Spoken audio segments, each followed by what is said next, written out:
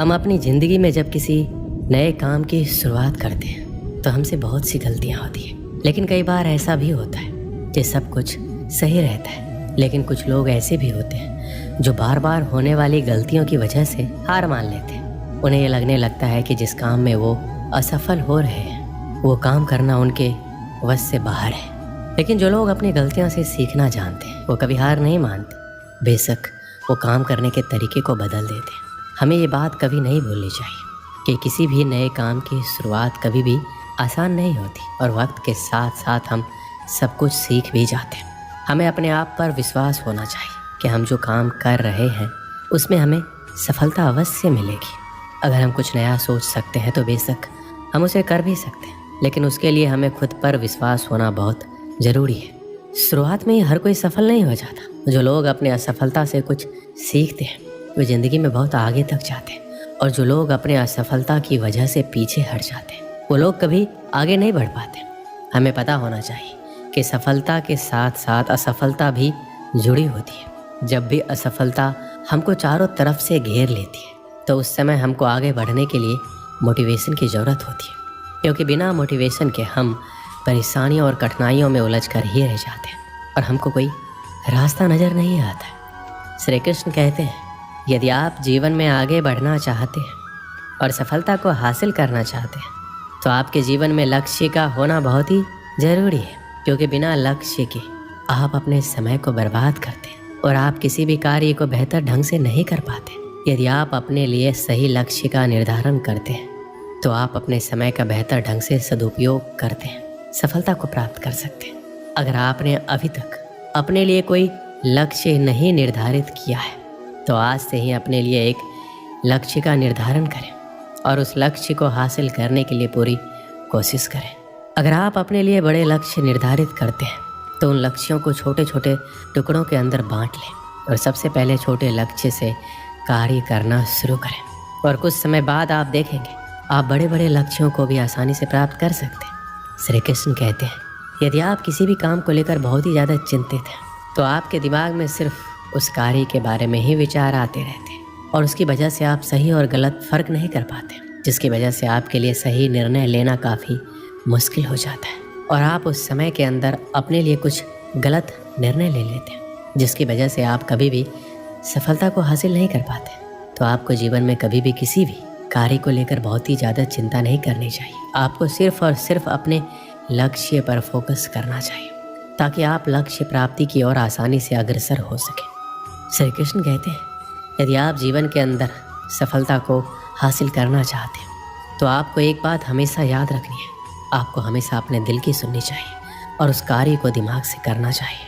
जबकि बहुत से लोग दिमाग की सुनते हैं और दिल से कार्य करते हैं, जिसकी वजह से उनको हमेशा परेशानियों का सामना करना पड़ता है। जब आप अपने दिल की बात सुनते हैं और किसी भी कार्य की शुरुआत करते हैं तो आप उस कार्य के अंदर अपना 100% लगा देते हैं, और यदि आप किसी कार्य के अंदर अपना 100% लगाते हैं तो आपको एक ना एक दिन सफलता ज़रूर मिलती है।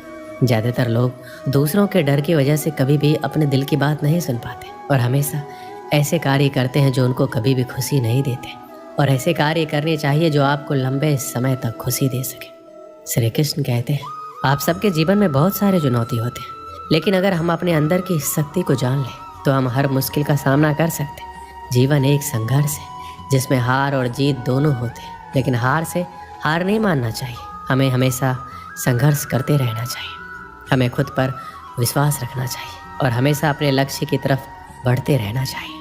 हमें अपने सपनों के लिए काम करना चाहिए और हमेशा एक सकारात्मक सोच रखनी चाहिए। जीवन में कोई भी मुश्किल हो, हमें हमेशा सकारात्मक होकर समस्या का सामना करना चाहिए।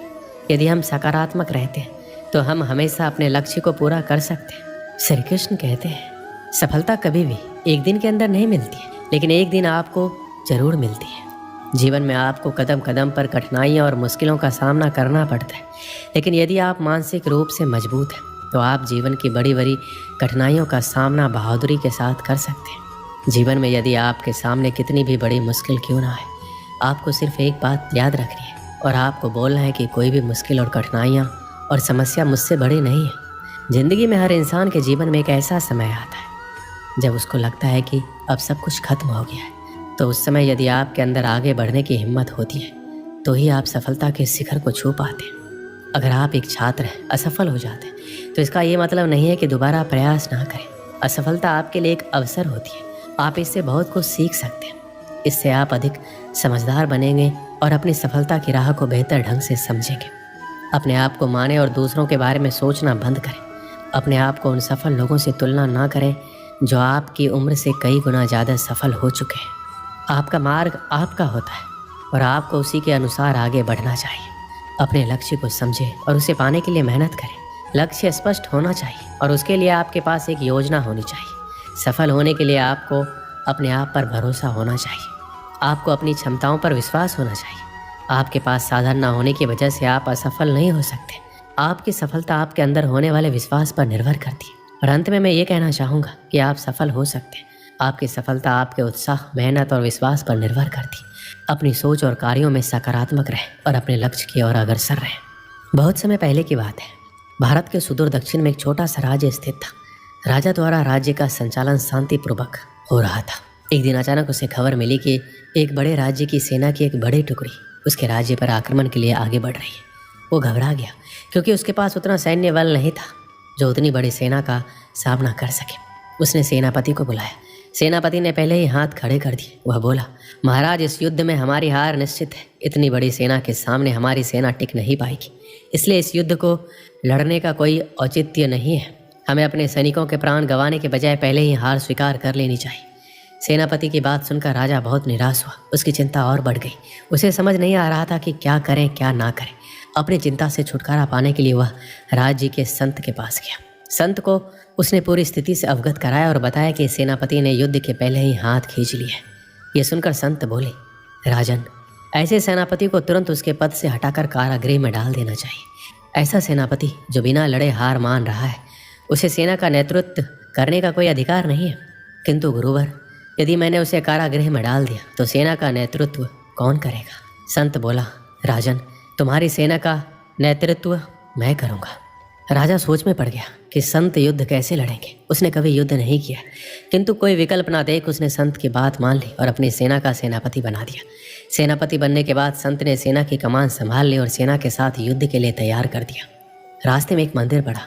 मंदिर के सामने संत ने सेना को रोका और सैनिकों से बोला, यहाँ कुछ देर रुको, मैं मंदिर में जाकर ईश्वर से पूछ कर आता हूँ, हमें युद्ध में विजय प्राप्त होगी या नहीं। ये सुन सैनिकों ने चकित होकर पूछा, मंदिर में तो भगवान की पत्थर की मूर्ति है, वह कैसे बोलेगी? इस पर सेना की कमान संभाल रहे संत ने कहा, मैंने अपनी सारी उम्र दैवीय शक्तियों से वार्तालाप किया है, इसलिए मैं ईश्वर से बात कर लूँगा। तुम लोग यहीं रुककर मेरी प्रतीक्षा करो। ये कहकर संत मंदिर में चले गए। कुछ देर बाद जब वापस लौटे तो सैनिकों ने पूछा, ईश्वर ने क्या कहा? संत ने उत्तर दिया, ईश्वर ने कहा, यदि रात में इस मंदिर में कोई प्रकाश दिखाई पड़े तो हमारी विजय निश्चित है। पूरी सेना रात होने की प्रतीक्षा करने लगी। रात हुई, मंदिर में उन्हें प्रकाश दिखाई पड़ा। यह देख सेना खुशी से झूम उठी। उन्हें विश्वास हो गया कि अब वो युद्ध जीत लेंगे। उनका मनोबल बढ़ गया और वो जीत के मंसूबे से युद्ध के मैदान में पहुंचे। युद्ध 21 दिन चला। सेना जी जान से लड़ी, फलस्वरूप उनकी विजय हुई। विजय सेना के वापस आते ही फिर वही मंदिर पड़ा। तब सैनिकों ने संत से कहा, ईश्वर के कारण हमारा विजय हुआ है, आप जाकर उन्हें धन्यवाद दिए आएं। संत ने उत्तर दिया, इसकी कोई आवश्यकता नहीं है। ये सुनकर सैनिक कहने लगे, आप कितने कृतघ्न हैं। जिस ईश्वर ने मंदिर में रोशनी कर हमें जीत दिलाई, आप उनका धन्यवाद नहीं कर रहे। तब संत ने कहा, उस रात मंदिर से आने वाली रोशनी एक दिए की थी और वो दिया मैं यहाँ जलाकर लाया था। दिन में तो वो रोशनी दिखाई नहीं पड़ी, किंतु रात होते ही दिखाई देने लगी। दिए की रोशनी देखकर तुम सब ने मेरी बात पर विश्वास कर लिया और युद्ध में विजय हमारी हुई। इस तरह तुम सबका मनोबल बढ़ गया था और तुम जीत के विश्वास के साथ युद्ध में गए और असंभव लगने वाली विजय तुमने प्राप्त की। इस कहानी से हमें क्या सीख मिलती है? खुद पर विश्वास रखो और परिश्रम करते रहो। विश्वास की विजय होगी। हमारी सोच ही आगे चलकर वास्तविकता का रूप लेती है, इसलिए हमें अपनी सोच पर ध्यान देना चाहिए। सदा सकारात्मक सोचें ताकि सकारात्मक परिणाम मिले। दोस्तों, इस वीडियो में बस इतना है। मिलते हैं अगली वीडियो में। अपना ख्याल रखिएगा। जय श्री कृष्ण।